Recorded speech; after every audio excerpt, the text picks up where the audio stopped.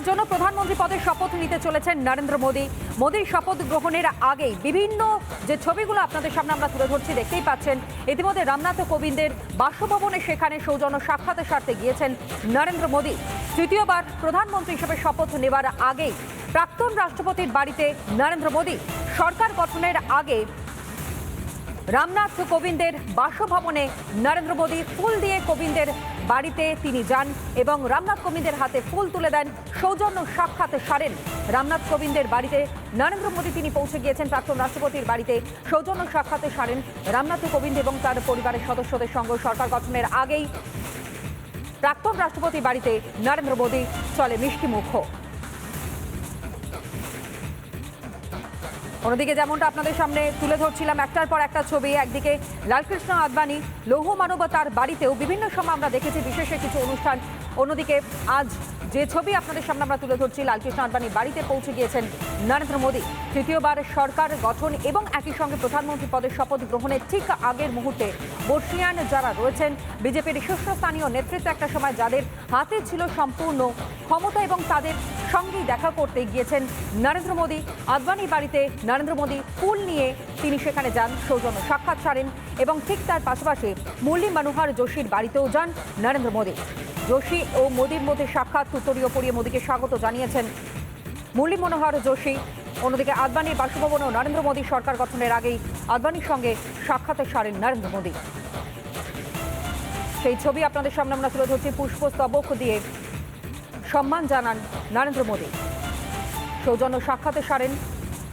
এর আগেও বহুবার তিনি গিয়েছেন লালকৃষ্ণ আদবানির জন্মদিনে, প্রত্যেকটা বার ছুটে যেতে দেখা গিয়েছে নরেন্দ্র মোদীকে। এবং আজ যখন ঐতিহাসিক একটা মুহূর্তের সাক্ষী হতে চলেছে আরও একবার গোটা দেশ, তৃতীয়বারের জন্য প্রধানমন্ত্রী পদের শপথ নিতে চলেছেন নরেন্দ্র মোদী, ঠিক তার আগের মুহূর্তেই লালকৃষ্ণ আদবানির সঙ্গে সৌজন্য সাক্ষাতের স্বার্থে তার বাসভবনে পৌঁছে যান নরেন্দ্র মোদী।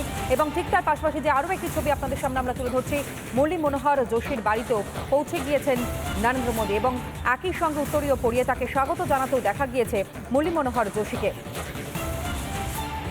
বর্ষিয়ান নেতাদের সঙ্গে সাক্ষাৎ এবং পরবর্তী যে পদক্ষেপ তিনি নিতে চলেছেন, বারংবার তিনি বলেছেন যে দেশের উন্নয়নের স্বার্থে, দেশের বিকাশের স্বার্থে তিনি নিরন্তর পরিশ্রম করে চলবেন। বিগত দিনগুলোতে যা তিনি পরিশ্রম করেছেন তার থেকেও আরও অধিক পরিশ্রম তিনি করবেন। দেশবাসীর উদ্দেশ্যে বার্তা বারংবার প্রধানমন্ত্রীর মুখে, যখন প্রধানমন্ত্রী পদে আগে তিনি ছিলেন থেকে সেই সময় কিন্তু তার মুখে শোনা গিয়েছে। এবং আরও একবার তৃতীয়বারের জন্য প্রধানমন্ত্রী পদেই শপথ নিতে চলেছেন নরেন্দ্র মোদী এবং তার আগেই বর্ষিয়ান নেতাদের সঙ্গে সাক্ষাৎ সারলেন তিনি।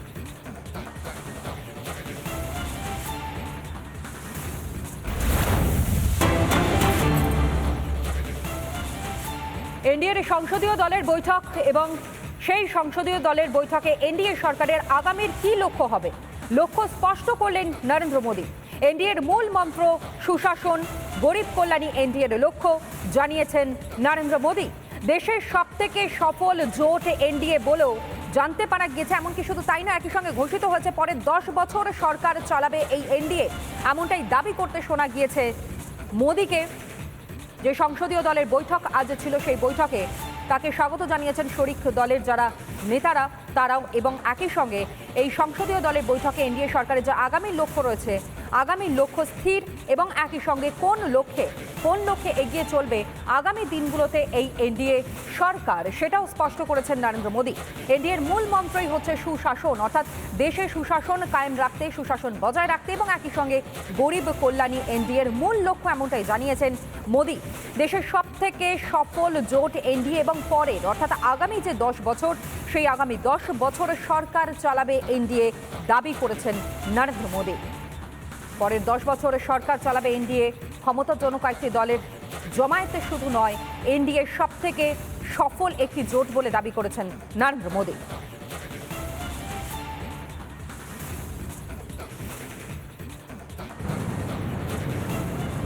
हम लोगों के सभी के कार्यकाल में, चाहे मैं गुजरात में रहा हूं या बाबू हमारे आंध्र में रहे हो या नीतीश जी ने बिहार के लिए भरपूर सेवा की हो, हम सबके अंदर केंद्र बिंदु में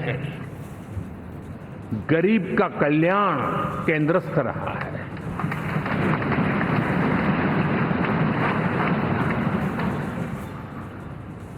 और देश ने एनडीए के गरीब कल्याण के, गुड गवर्नेंस के 10 साल को देखा है, इतना नहीं मैं कह सकता हूं देश ने इसे जिया है।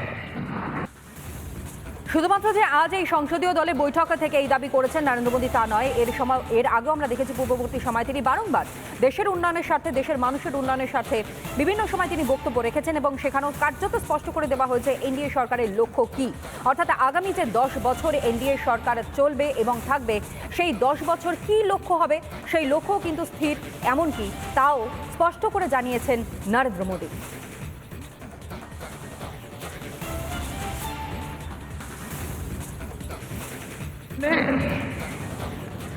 एनडीए की उसी विरासत, उसी मूल्यों को लेकर के निरंतर आगे बढ़ने का और देश को आगे बढ़ाने का प्रयास किया है। जैसे मैंने कहा, मुक्त मन से राजनीति के विश्लेषक अगर विश्लेषण करेंगे तो देखेंगे कि एनडीए का जो लोग दिखते हैं ना, उसमें एक कॉमन चीज नजर आती है और वो है गुड गवर्नेंस। इन सब ने अपने अपने समय में, अपने अपने कार्यकाल में जब जब जहां सेवा करने का मौका मिला है, गुड गवर्नेंस इस देश को दिया है। और इस प्रकार से एनडीए एक प्रकार से, एनडीए कहते ही गुड गवर्नेंस ये अपने आप पर्यायवाची बन जाता है। একদিকে যখন আগামী 10 বছরের রূপরেখা কি আছে এবং মূল লক্ষ্য এনডিএর কি তা স্পষ্ট করছেন নরেন্দ্র মোদী, ঠিক তার পাশাপাশি ইন্ডি জোটের ঐক্য নিয়েও প্রশ্ন করেছেন নরেন্দ্র মোদী। ছবি তোলার জন্য জোট ঘোষণা কটাক্ষ মোদীর, একজনের বিরোধিতা করেছিল এবং জনগণ ওদের বিরোধী আসনে বসিয়েছে মন্তব্য নরেন্দ্র মোদীর। গণতন্ত্রের প্রতি সম্মান আসুক ইন্ডির, এমনটাই বলতে শোনা গিয়েছে নরেন্দ্র মোদীকে।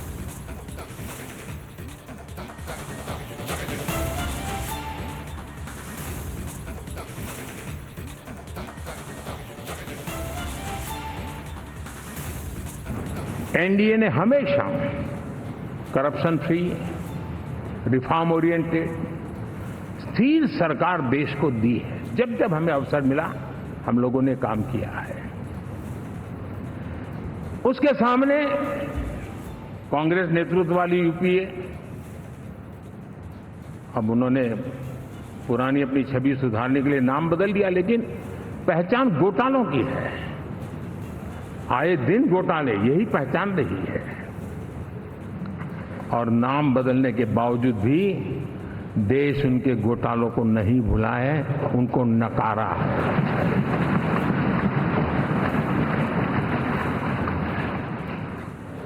और मैं कह सकता हूं साथियों, इंडी अलायंस वालों ने एक व्यक्ति का अपोज करने के वन पॉइंट एजेंडा के कारण देश की जनता ने उनको ही ऑपोजिशन में बिठा दिया है।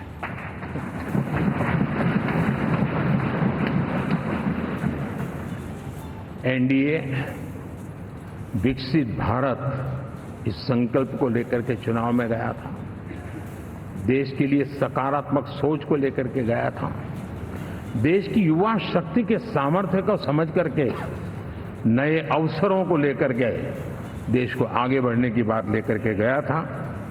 जबकि हमारे सामने जो लोग थे वो भ्रम फैलाना, झूठ फैलाना, यही गुमराह करने वाले काम यही करते रहे थे। अब एनडीए और उनका देखें, इवन नामांकन में जाएंगे तो भी आपको देखेगा उनका चुनाव प्रचार, उनका नामांकन। हम लोगों का एक एक दृश्य देख लीजिए और उनका एक एक दृश्य देखिए, कितना बड़ा अंतर है। हर चीज में उनका कैरेक्टर दिखाई देता है।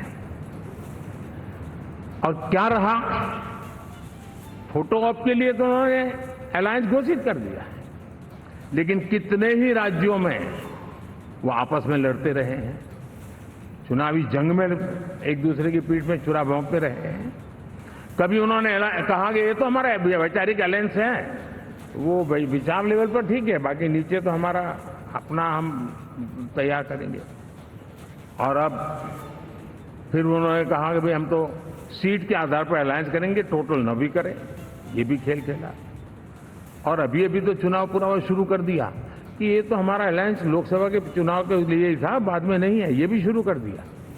यानी मैंने बहुत पहले कहा था कि आप देख लेना 4 जून के बाद बिखराव शुरू हो जाएगा, और वो शुरू हो चुका है। इसका मतलब ये हुआ कि वो सिर्फ और सिर्फ सत्ता सुख के लिए एक दूसरे का साथ देने की कोशिश करते थे, लेकिन उनमें उनका अगर स्वार्थ निश्चित होता तो साथ देना, वरना नहीं देना, ये कैरेक्टर था।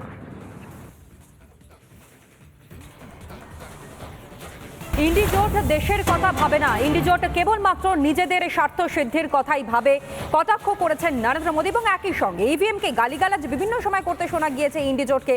4 জুনে এদের সবাইকে চুপ করিয়েছে ইভিএম। ইন্ডিজোট চেষ্টা করেছিল গণতন্ত্রের উপর থেকে মানুষের বিশ্বাস উঠে যাক, মন্তব্য নরেন্দ্র মোদী।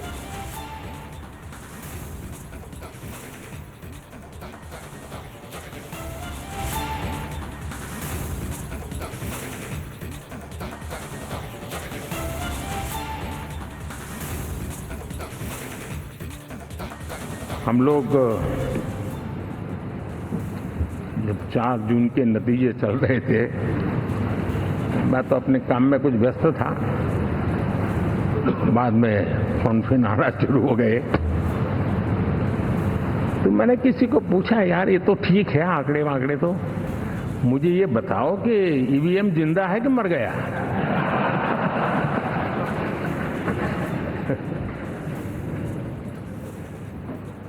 क्योंकि ये लोग तय करके बैठे थे कि भारत के लोकतंत्र और लोकतंत्र की प्रक्रिया के प्रति विश्वास ही लोगों का उठ जाए, और लगातार ईवीएम को गाली देना। और मुझे तो लगता था कि शायद इस बार वो ईवीएम की अर्थी का जुलूस निकालेंगे, लेकिन 4 जून शाम आते आते उनको ताले लग गए, ईवीएम ने उनको चुप कर दिया। ये ताकत है भारत के लोकतंत्र, ये ताकत है भारत की निष्पक्षता की, ये भारत की ताकत है भारत के चुनावी तंत्र की, चुनाव आयोग की। और मैं मानता हूं कि ये आशा करता हूं कि 5 साल तो अब ईवीएम शायद मुझे नहीं सुनाई देगा, लेकिन जब 29 में हम जाएंगे तो फिर से शायद ईवीएम को लेकर के नाचने की शुरुआत करेंगे, क्योंकि इनके सुधरने की संभावना बहुत कम है।